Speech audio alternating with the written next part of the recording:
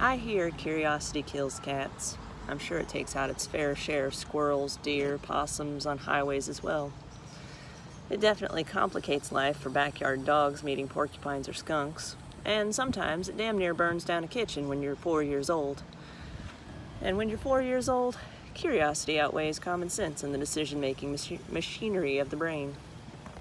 And so it was, I found myself alone in our small, dark 1970-something kitchen on an afternoon in 1984. I stood there, interrupted in my task of delivering my paper plate and napkin to the garbage bag at the other end of the kitchen after eating a grilled cheese sandwich.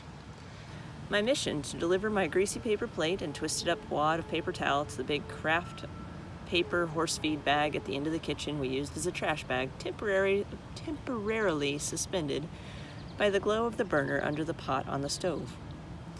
Breathing silently as I marveled, tiptoeing closer to the tiny dancing circle of flame that is just at eye level for me. It's beautiful, so beautiful, beckoning me closer. I swayed back and forth on my feet, dancing along with the shifting colors of orange, electric blue, cobalt blue, and an occasional emerald green of the flames underneath the pot on the stove. The rumble of the boiling liquid in the pot is a pleasant background noise as I stand alone in the kitchen, mesmerized by the bright gas flames in a dim afternoon kitchen. I marvel at how they make the harvest gold of the stove almost pretty, and the reflections of the flames on nearby dishes are like tiny flickering gems. The flames beckon. They call to me in a primordial way, piquing curiosity of a long-known taboo. I wave a paper plate at them, and they dance away. My eyes go wide as I connect my actions to their dance. They want me to play. They wave flirtatiously. I am still unsupervised in the kitchen. I hear adult voices in the living room, but no adult has noted my absence or my silence. I am wholeheartedly left to my own devices. Instinctively, I reach out my left hand with a twist of paper towel towards the tiny dancing flames, reverently waving into their midst, watching them dance and delicately touch my paper towel. They flare orange as their curiosity meets mine. They taste the edges of the paper towel. Then they flare bright orange and leap onto the end of the paper towel, and I gasp excitedly as I'm now holding this towel-turned torch. I'm a tiny, victorious Prometheus. I am now holding fire aloft in my tiny fist, watching the white grease-splotched paper towel smoke and spark and curl beneath the hungry orange flame above my hand. I spin in a circle of smoke as the flames claim the torch.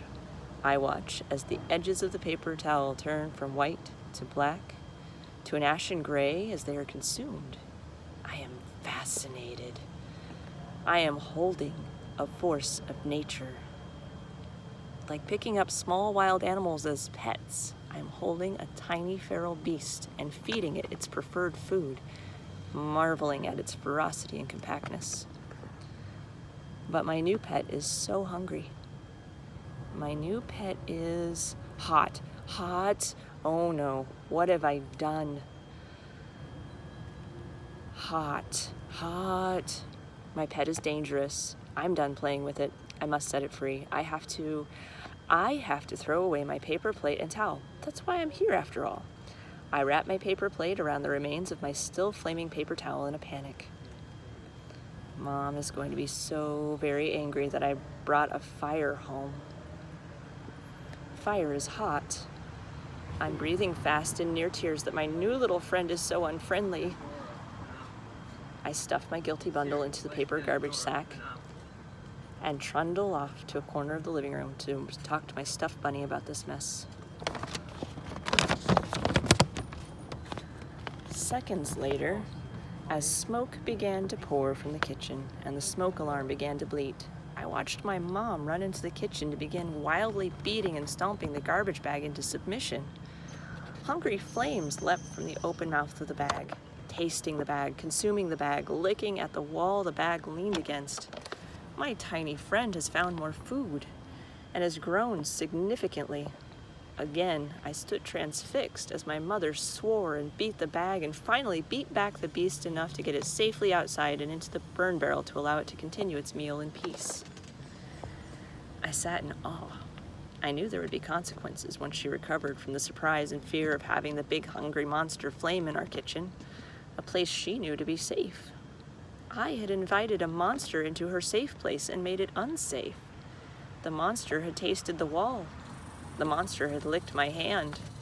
She had wrestled the monster outside on her own and smelled of paper smoke and singed hair.